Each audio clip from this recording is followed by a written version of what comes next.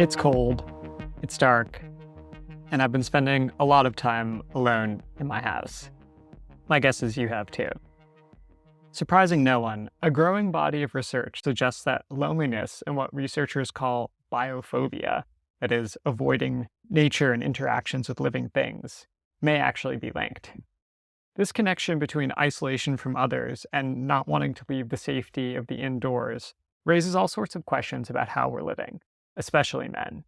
Because while women may be lonely, study after study shows that men are even lonelier, with few social ties, close friends, and a much higher rate of suicide.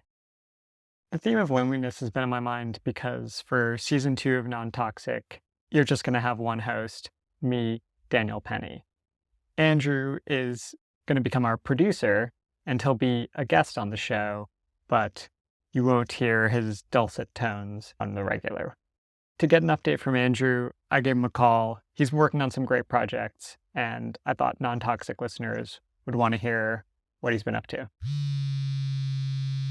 So yeah, what's up, man? It's been a while. Yeah. I don't know. Got married. Congratulations. Thank you. I saw the pictures in Iceland. It looked quite sublime. And stormy. It's very stormy. But no, it was great. That's good luck, right? I mean, it's when you're planning on having a wedding in Iceland, you need to be prepared for bad weather. And what have you been up to since you got back, man? Just trying to get back in the groove, really. Got a few big projects. Just finished the story for Outside Magazine, which was a long time in the making, hopefully for Outside Magazine. I've been working on this project about a 17-year-old kid that was convicted of a triple murder in Tucson, Arizona in 1993. It's a film project. I've been like the producer for it. So I've been out there a few times over the past year, being a complete terror to the Pima County District Attorney's Office with a massive public records request. So they really hate me there. That sounds like you've been pretty busy then. So I can understand why you've got to step away a bit from Non-Toxic. Yeah, sorry. Got to not be so spread thin, you know. It was an honor to be behind the mic. So okay, we'll keep your chair warm for you. I'll always be a background shadow producer. I'm the behind the curtain guy. Okay. I know that you're going to come back on the show as a guest this season. And I think, we can look forward to an episode where maybe you take us into the gritty local politics of New Jersey to understand up close and personal what is happening between NIMBYs, fishermen, green energy proponents, right-wing conspiracy theorists, and some mysterious whale deaths. They're all like right here in Ocean City. I have a massive interview with the woman who basically started the whole opposition. And this is to the offshore windmills.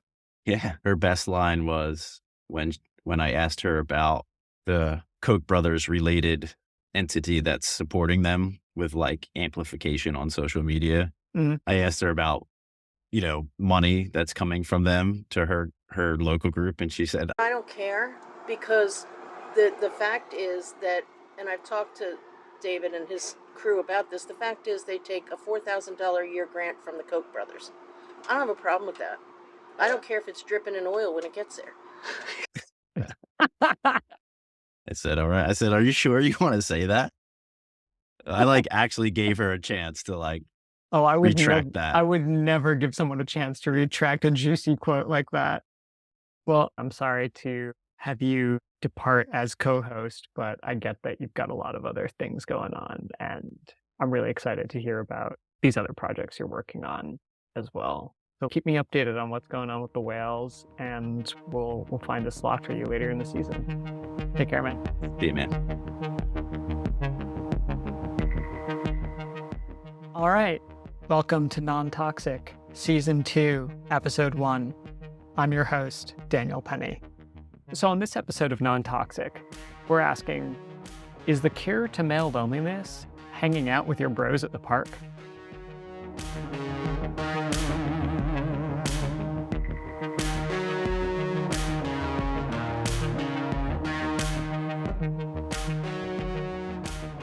To find out, I spoke with Hannah Seo, freelance journalist, writer, editor, fact-checker, and poet based in Brooklyn. She recently completed a reporting fellowship with the New York Times. Her beats include oceans, climate change, and mental health. Her recent article in The Atlantic is called "America is Getting Lonelier and More Indoorsy, and That's Not a Coincidence." Here's Hannah reading the intro. My Brooklyn apartment is designed for sterility. The windows have screens to keep out bugs. I chose my indoor plants specifically because they don't attract pests. While commuting to other, similarly aseptic indoor spaces, co-working offices, movie theaters, friends' apartments, I'll skirt around pigeons, avert my eyes from a gnarly rat, shudder at the odd scuttling cockroach. But once I'm back inside, the only living beings present, I hope, and at least as far as I know, are the ones I've chosen to interact with, namely, my partner and the low-maintenance snake plant on the windowsill. My aversion to pigeons, rats, and cockroaches is somewhat justifiable, given their cultural associations with dirtiness and disease. But such disgust is part of a larger estrangement between humanity and the natural world. As nature grows unfamiliar, separate, and strange to us, we are more easily repelled by it.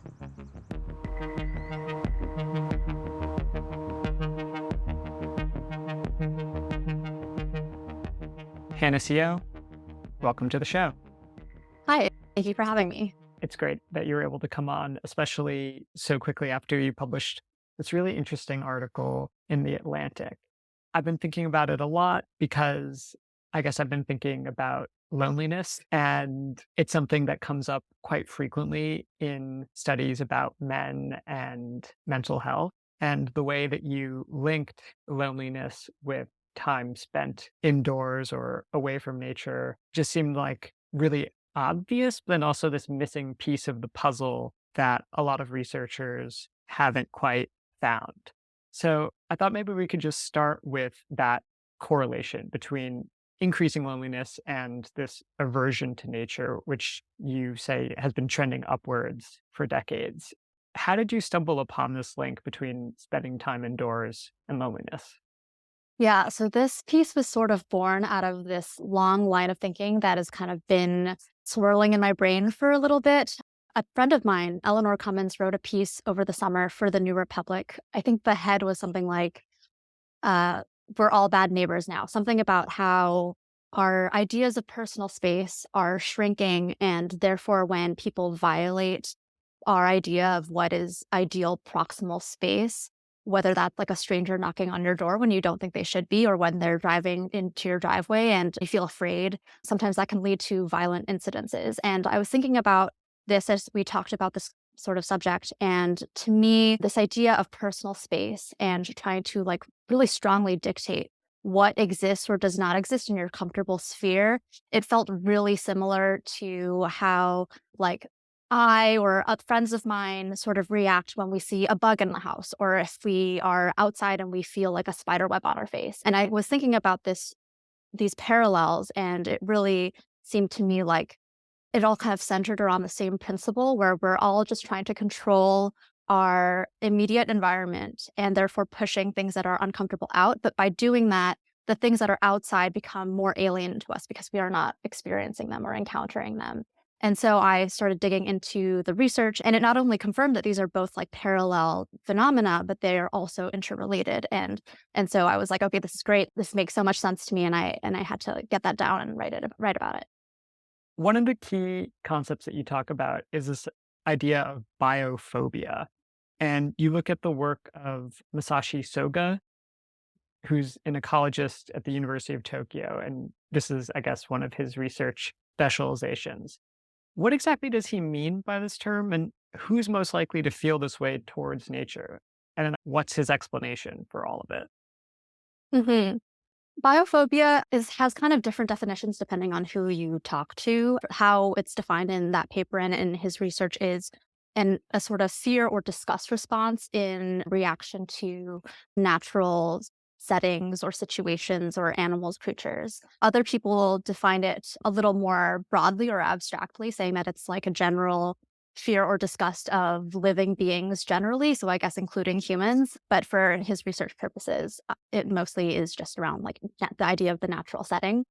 And in his work, he's done some really interesting research looking at how first of all, that biophobia is a cycle. He has one paper called The Vicious Cycle of Biophobia, kind of saying how if you are fearful of nature and natural settings, you avoid it. And then that avoidance kind of reinforces that dislike, because in your brain, you're sort of reinforcing that this is a negative thing that should be avoided. And so you avoid it, and then you think I'm avoiding it because it's negative, and so it must be negative, and then I have to avoid it more. And so it just kind of compounds and like swirls on itself. He also has other research showing that urbanization is linked to biophobia. So places where urbanization is growing faster or has progressed to a greater degree, in those places, people are more likely to experience biophobia. And I think that research specifically looked at people's feelings towards insects and bugs.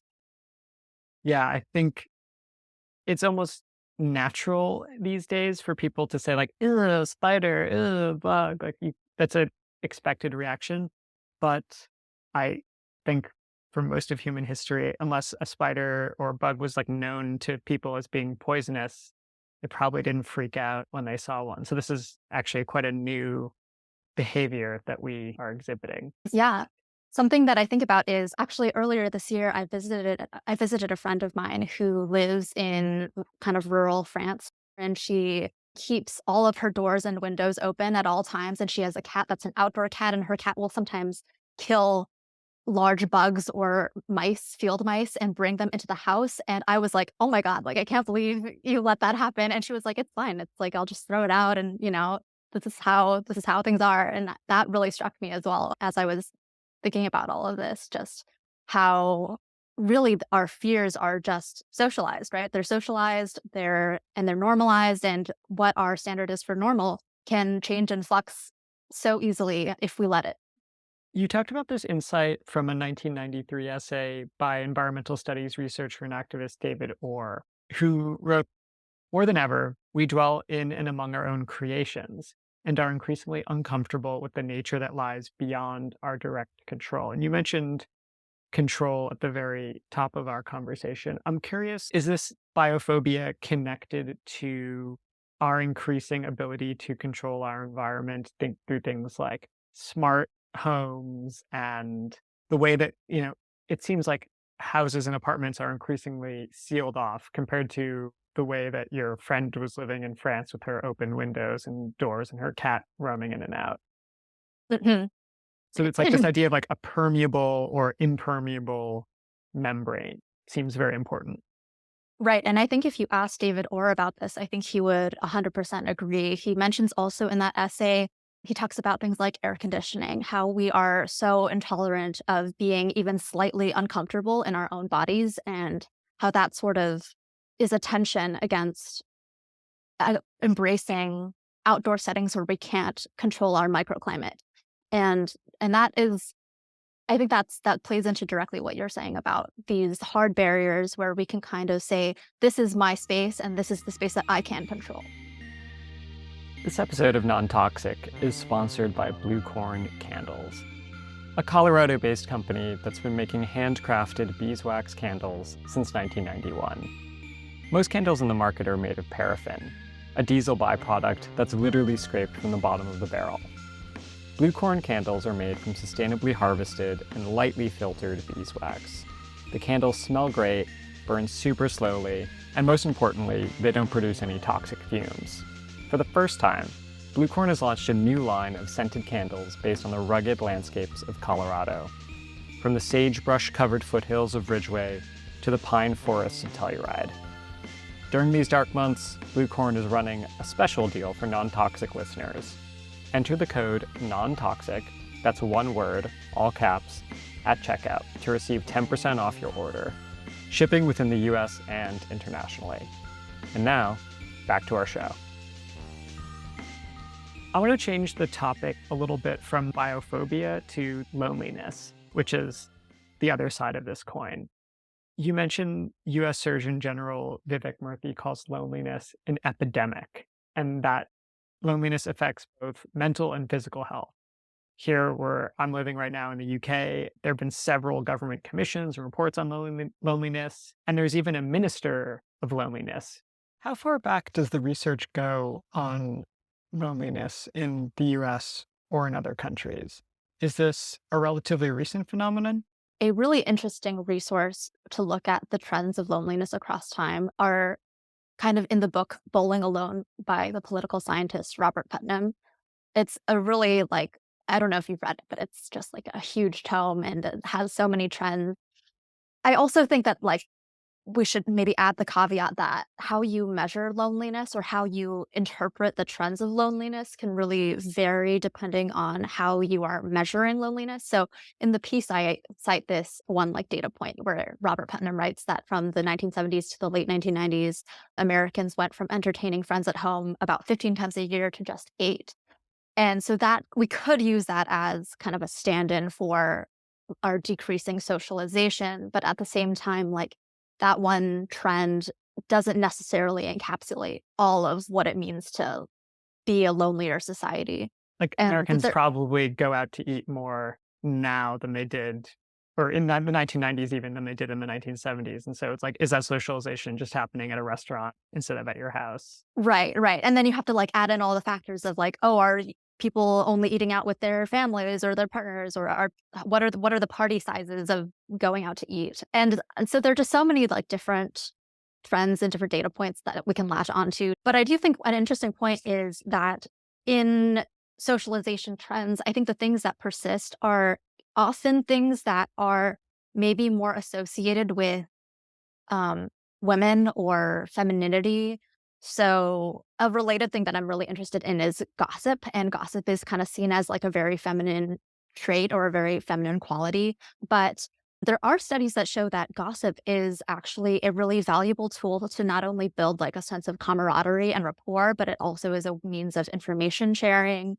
And that feels sort of related in that a lot of, I think, the existing or enduring socialization circles or settings have more feminine connotations. Like I think of book clubs, book clubs are still around. I know several people in book clubs, but everybody who I know who's in a book club, I think, is a woman. Well, So men are in reading groups. oh, interesting. That's what we tell ourselves. So, oh, it's not a book club, it's a reading group. That's so funny. I had not even thought about that, but that's that's great. I think that's kind of a niche, and evidence suggests loneliness is really acute among men.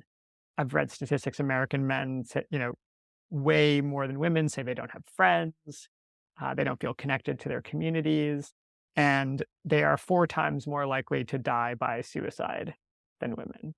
And suicide is often the sort of most extreme expression of loneliness and isolation.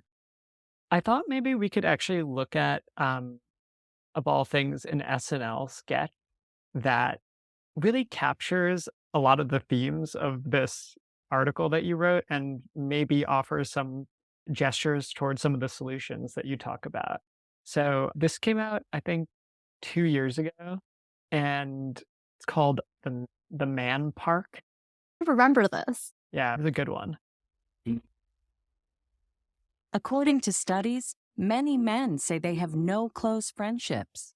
And 3 in 4 report receiving all their emotional support from their wife or girlfriend, often the moment they come home from work. Hi, how are you? I miss you. Am I balding? Dune? Okay, cool. Hi, honey. Vin Diesel has a twin brother. Honey. When I walk in the door, my husband sort of rockets information at me for 25 minutes straight. On a football team, there's 11 players, but with rugby, there's 15. And all the words come out fast and in the wrong order because he hasn't spoken to anyone else that day. I need you to go out of the house and make a friend so you talk to other people about this stuff and not just me. That's insane. Where would I even go? Finally, there's a place with Man Park. It's like a dog park, but for guys in relationships, so they can make friends and have an outlet besides their girlfriends and wives. Rise and grind. Rise and grind. Rise and grind, brother. Networking. Yeah, I mean, I felt like usually SNL isn't the place I go to for insightful cultural commentary these days, but this one really hit home. And I thought, oh, this actually is kind of the last third in some ways of the article. I was hoping you could talk a little bit about how it is that researchers think we can get over this like biophobia and loneliness epidemic and sort of what the solutions are for people who are basically hanging around inside? Yeah, I don't know if any of the researchers or experts that I spoke to would claim to have the solution for curing both biophobia and loneliness, but there were so many interesting links that people have observed in research. For example, one of my favorites was this one study showing that immigrants in Montreal, new immigrants in Montreal, would go outside to public parks and natural spaces. And it was a resource, a free resource where they could meet other immigrants, meet their neighbors, and also just feel more connected to the place that was their new home. And a tidbit of this study, a tidbit from the study that didn't make it into the article was kind of related to like how we care for nature and how we socialize was that as they were outside and watching other Montrealers interact with the natural space, they would observe things like people picking up litter and recycling it and or just taking care of the space around them and observing those norms told those families, those new immigrant families, like, oh, this is how we take care of public spaces here. Like this is a value that the community has is to recycle and to take care of the earth in this way. And I thought that that was so interesting, like this idea, because it's true that this is how we learn norms. This is how we learn like what is welcome in a community is by observing other people and how they behave. One of the studies that you mentioned that I thought was particularly interesting and also so French was the one about the glove falling. Yeah, it's a little whimsical. Yeah, very whimsical. It's like this is something from Amelie. Yeah. Could you just talk about that? Yeah, that is such a good experiment that they did, and so clever. So in this 2014 experiment from France, basically researchers observed as an actor walked by a stranger and dropped a glove. So this happened either inside a park or outside a park. And what they found was that if a person was in a park and they saw a stranger drop a glove in front of them and walk away, the people inside the park were more likely to pick up and return that glove to that stranger than the people who were outside the park and just about to enter the park. So essentially, the conclusion that was drawn from this research was that spending time in nature makes you more likely to be altruistic. Amazing. And one of the questions I also had, you talked about how it increases feelings of belonging. So not just behavior, but like interior feelings, at least reported by participants in various studies. How does that work exactly? Like the idea that being in nature makes you feel a sense of belonging with other people. And then also, does it matter like what kind of natural space you're in, whether it's a public park or a private garden? Does that have an effect? So, a term that you sort of see in this sort of research is transcendence, and transcendence can loosely be synonymous with belonging, but some people interpret it more as a sense of awe. And the idea was that when you spend time in nature, or even just remembering thinking about nature, you don't have to be in nature, you just have to think about being in nature. It can increase or augment this idea of transcendence, which basically means that you feel like you are a small part of something bigger and greater. And this idea of transcendence sort of connects you to this idea of a greater world, which theoretically, the exact mechanism here, I think, has not really been found, or like there's no real consensus about what exactly is happening here. But a consequence of transcendence is that you feel more connected to other people because you kind of realize that you're all just part of this greater sphere of the earth. And so it was interesting to me that you don't have to actually be in nature to experience transcendence. Only need to, you can even just remember being in nature and it can kind of like augment these feelings. Also, similar effects have been observed in people who are just in like public gardens or in like rooftop gardens or public gardens. And so it doesn't have to be like the wilderness. You don't have to be at the Grand Canyon. You don't have to be on this like big majestic hike. You can just be in a park or in a garden or just thinking about times that you spent in nature to kind of increase these feelings inside yourself. I feel like a lot of this conversation, even though it's been about connection, it's been focus on an individual level, and psychology innately is going to focus on what's happening inside people's brains. I'm interested in zooming out for a moment and thinking a little bit about what the kind of social and policy implications are of these findings. If the Surgeon General is talking about loneliness, it means that the government is trying to do something about loneliness. Same thing in the UK and in a lot of countries. And likewise, when it comes to green space, like that's really obviously, if you're rich, right, you can have your own private garden. But if you're a regular Joe, you need to rely on accommodations in public spaces. So, like, what are the kind of recommendations or the changes that you think the research points to? Mhm. One point that one of the people who I spoke to, Venice Jennings, who is one researcher who's done a lot of work in this area, she mentioned this. She said this really salient point, which is that certain people feel welcome in nature, and that's because of people. People decide whether or not we feel welcome in nature. But then the flip side of that being, of course, like being in nature might make you feel a greater sense of belonging with people.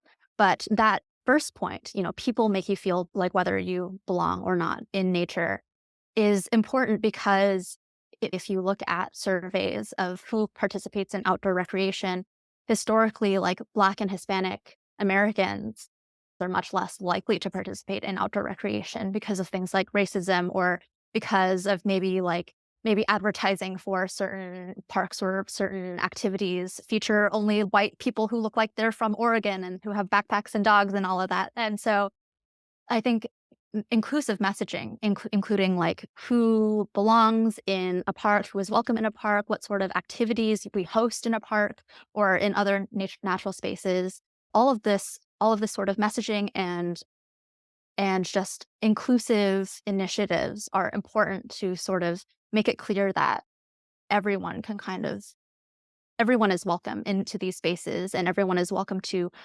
interact with nature, but also each other.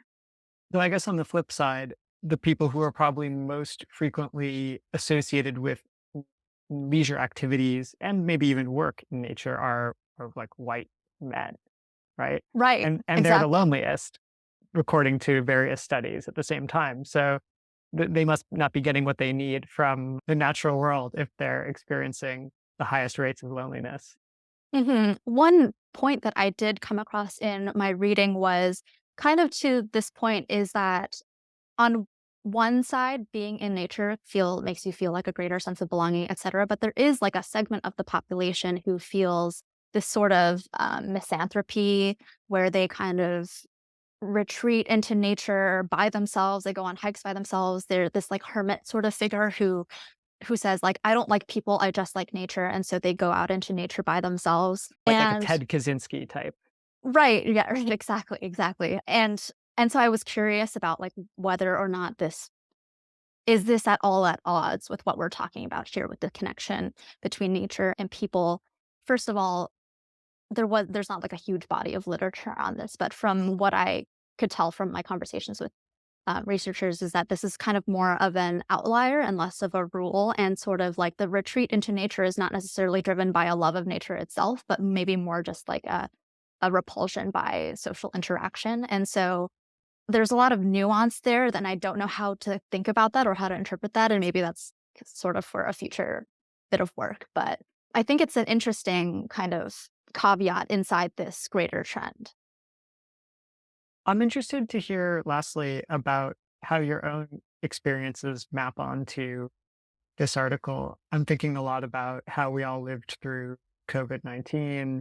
And for those of us who were lucky enough not to have to work in, as first responders or as farm laborers or something like that, those of us who could work indoors, we, as a consequence, experienced huge isolation and also a real disconnection from like public natural spaces. A lot of people were going to, national parks and things like that, but especially for people who lived in cities, and I was in New York during the first wave, there was this real sense that like you couldn't even walk on the sidewalk because other people were close to you and you'd have to step out into the street to avoid them. None of us really knew what proximity was safe. And I'm curious, I guess, about the effect that had on you and thinking about this article, as well as kind of, how your thinking has evolved or your own behaviors, how they've evolved in the years since then. A few years ago, I read How to Do Nothing by Jenny Odell. I don't know if you've read that book, but I loved it. I had never really seriously considered what it meant to have like neutral third spaces being available to people. And like the sad reality is like besides the public library, we have public parks. And that is probably the only other place where you can spend a good amount of time and not expect to spend money or, you know, participate in some sort of transaction. And so ever since then, my relationship to parks has grown steadily as I've relied on it for different social settings.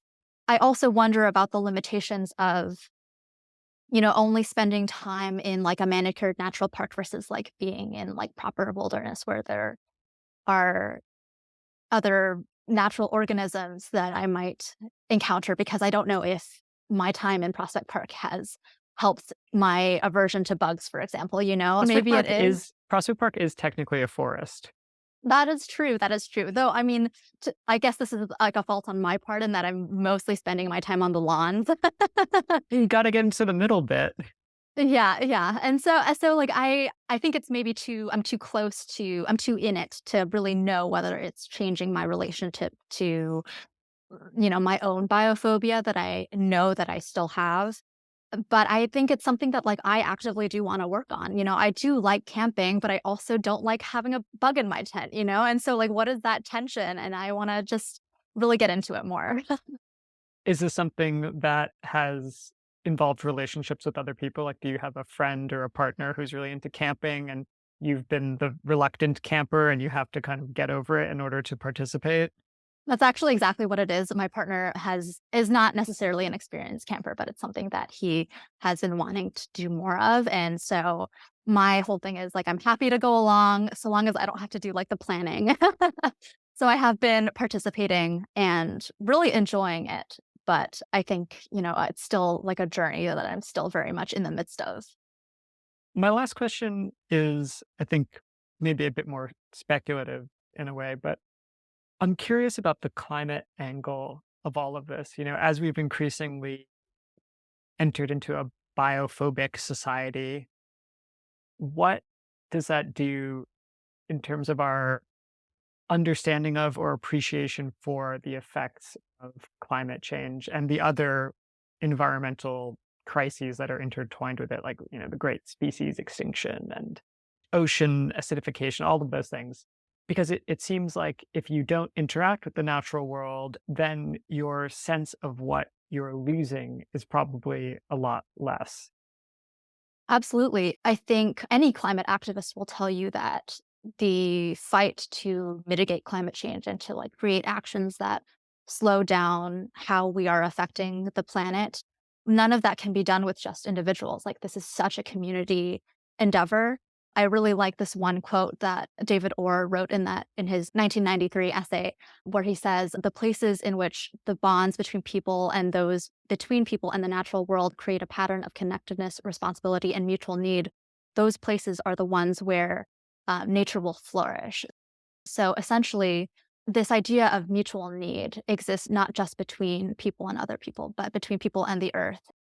A bottom line point in this article is that you cannot learn to care for something, whether those are your neighbors or whether that's your neighborhood or a local park. You can't learn to care for these things if you don't interact with them and learn about them and see them, and even just like witnessing the natural spaces around you in tandem with witnessing your neighbors or your friends in those spaces.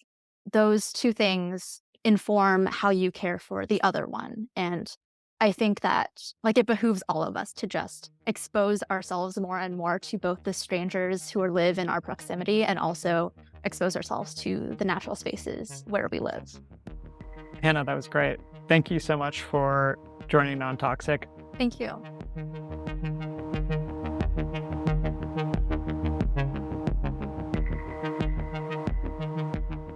One of the main ideas behind this podcast is that climate change and the damage it's doing to our planet isn't just a scientific or political problem.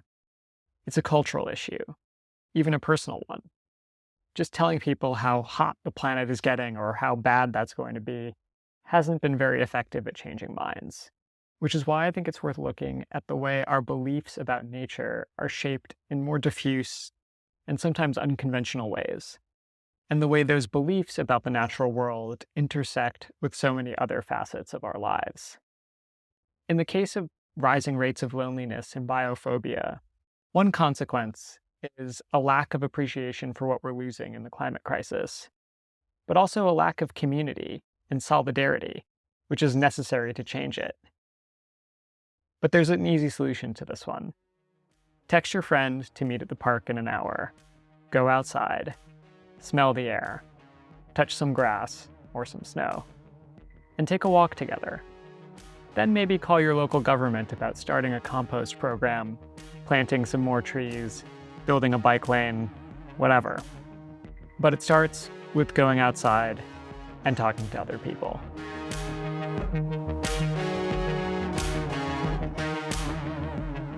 As always, Non-Toxic is a production of Loose Thread Studios, hosted by me, Daniel Penny. Our producer for the show is Andrew Lewis. Music is by Nathan Sharp. Art is by Sam Creasy. Our sponsor this season is Blue Corn Candles. If you'd like to support Non-Toxic, and we could really use it, please visit our Patreon, where you can sign up to become a patron at a few different levels. If you're looking for something for a belated holiday gift, maybe it's a Non-Toxic subscription. You can find all the information for that at patreon.com/non-toxic podcast. See you next week.